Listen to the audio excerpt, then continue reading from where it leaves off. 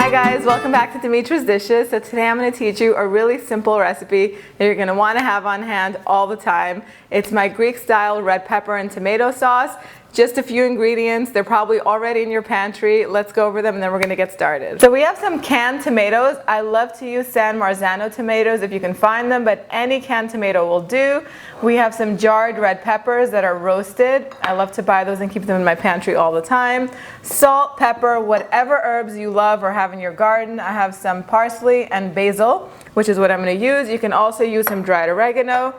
We need some olive oil, some crushed red pepper flakes, and in my pan back over here on the side, I have half of an onion that I finely diced and cooking in a little bit of oil with 2 cloves of garlic. You want to cook it until it's really nice and soft over medium heat. Let's go over to the pan so that way I can show you what it should look like. So after about 10 to 15 minutes, your onions are going to be really nice and soft and golden, and so will the garlic. So you can just go in there and press it down just like that.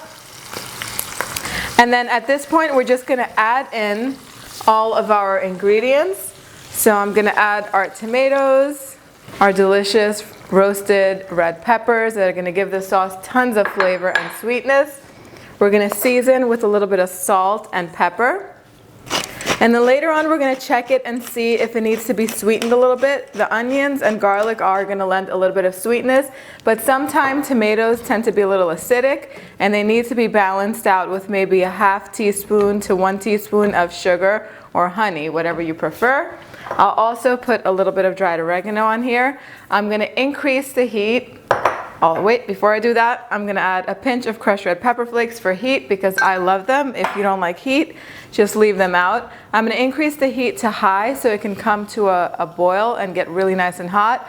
Then I'm going to decrease it to medium-low to a simmer and let these cook for 20 to 30 minutes until they break down and the sauce becomes really nice and thick. And I'll show you what it looks like when we get back.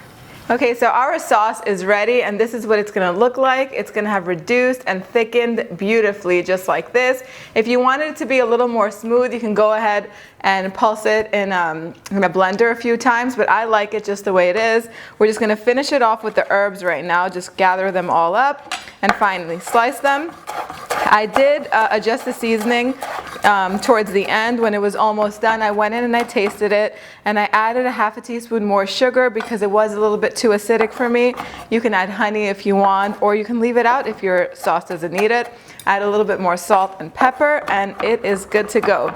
If you're good at canning and you know how to do that, you can make bigger batches of this, like on the weekend or something, in a bigger pot, and can it and save it and store it. It'll probably last you all year long if you're able to make big batches of it, if you roast your own peppers. But honestly, I love the roasted peppers that come ready in a jar because they're in a briny sauce, and just a briny liquid. And just that tang of the liquid and the sweetness of the peppers, it just goes really nicely together, and it cuts the step of roasting the peppers on your own, which is not that hard, but anything that makes life easier, I'm all about that. You can take this sauce and you can cook chicken in it. You can make a really nice Greek style shakshuka, which if you haven't had, it's basically poaching eggs in this liquid. Not this liquid, poaching eggs in this sauce. It is delicious. Of course, there's feta cheese in it. There's also a delicious recipe that we make with it. It's a Greek strapazzata or gayana. It's basically scrambled eggs in this, which is also so flavorful. And of course, there's feta in that too. I'm going to post recipes of both of those dishes on this channel. So keep an eye out because they're going to be coming up soon. I'll teach you guys how to make it. It's great for when you're hosting a brunch or even having for dinner. I'm going to put the herbs on top. They're going to add tons and tons of freshness. This recipe, along with many more, are going to be on my website. The link is always in the description box. I also post the recipe in the description box. Let me know what you think in the comment section down below. Thumbs up and subscribe if you haven't. And I will see you guys next time. Bye, everyone.